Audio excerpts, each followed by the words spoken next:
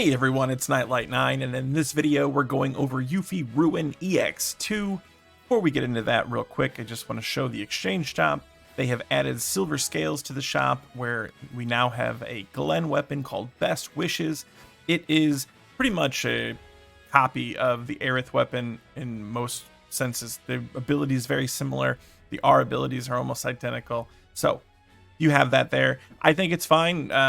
It's not anything super fancy or impressive. I think they could have done a little bit better for New Year's. Maybe I'm being a little bit too critical, but that's that. So just wanted to point that out. Now, going into Yuffie Ruin EX2, I will show my team setup. It is very, very similar to the setup that I did for EX2. There is two differences, and they're both on Cloud. If we look at Cloud, here's the differences. One, I put on the official festive garb for the Flame Arcanum. Okay, the second thing I did was I wasn't running 3 sub-weapons in the first one. I now put in Prototype Crimson Blade. And the reason for that is, if you look at his abilities, he now has level 4 fire potency, which is plus 40%, plus he's getting the 35% damage from his Arcanum. That is the entire difference. Everything else is set up the same. And the only reason is, we need more damage in this fight. I can show you right here. This is what it looks like when you don't have enough damage. It becomes a total DPS check, and if you can't get there, she's gonna one-shot you. So, knowing that we have to beat her before a certain amount of time, we're gonna beef up Cloud.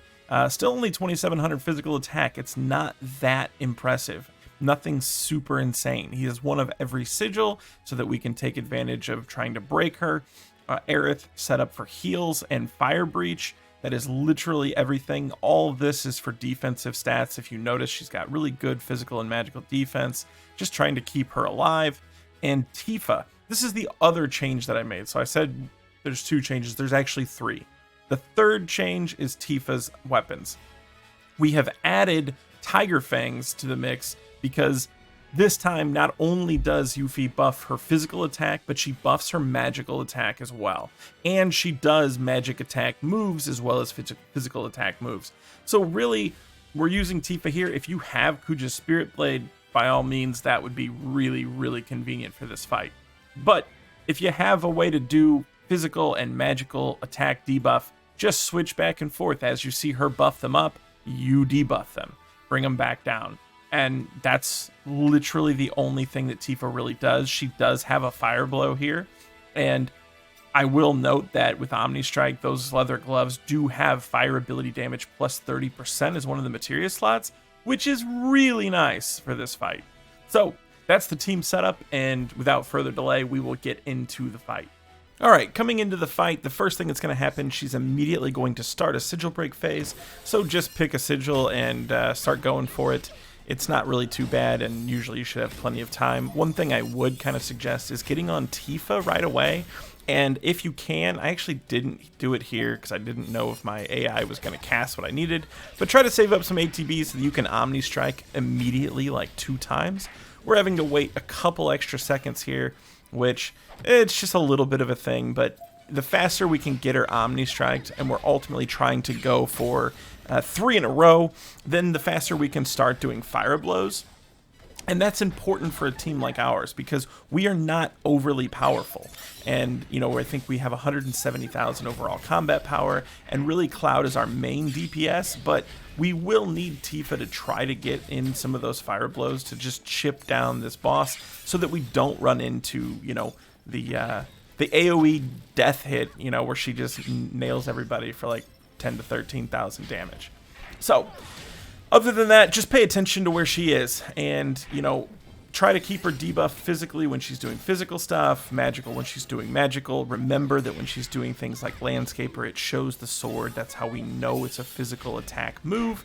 So, as long as you have her physically debuffed, you should be able to survive these attacks. And the first one does a pretty good amount of damage, but then you have enough time to kind of get a heal off. Here, I should have gotten a heal off instead of fire breaching, but I was really thinking that fire breach was going to give Aerith her limit, and it turns out it was just under enough. That's why I almost let everybody die. I was trying to get off the super combo, and ultimately just kind of failed that. Anyway, we got the regular combo, and I see that there's magic buff here, so I'm going to start doing upper shot in order to get that magic buff off of Yuffie, and then, you know, just keep everybody healed up. I can tell you that that Ifrit that hit for like 75,000, it was hitting for about 20,000 less in my original team setup when Cloud didn't have the Arcanum and the prototype Crimson Blade on.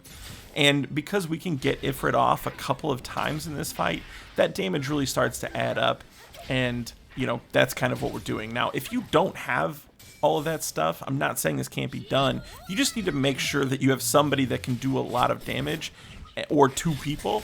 But for us, you know, I'm trying to do this for new player friendly and kind of, you know, make sure that that we can grind her down in the most, you know, efficient way that's not just running her over.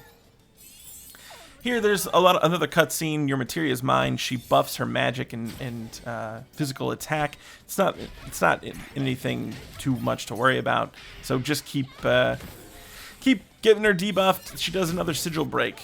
Go back to breaking sigils again. I think you should have plenty of time as long as you've brought, you know, at least 2 of the different sigils on everybody. Somersault always immediately as soon as it's off cooldown, unless there's a combo that's close in tow, which there was for me, and I missed it here. I should have comboed Hellfire, except for it wasn't quite up. I actually heard the sound as I was doing the somersault. But I can tell you, one of the things that does happen, because you're trying to keep Fire Breach applied, keep people alive, debuff physical attack, debuff magical attack, and, you know, make sure all of this is done within the, you know, stance switching, it's easy to lose track, and you might mess up. It's okay. You can always try again if it doesn't work, or, you know, a lot of times maybe you can just recover from it in general. Greater Landscaper, that is the move, by the way, that will one-shot everybody. So when you see that come up, it has the longest charge time of any of her moves. But when you see that, you know you are on a clock. So that's the fight. Let me know what you think, if you were able to beat it, or if you weren't. If you have any questions, I'd be happy to try to answer those. Subscribe for future content. I appreciate everyone's support, and as always, thanks for watching.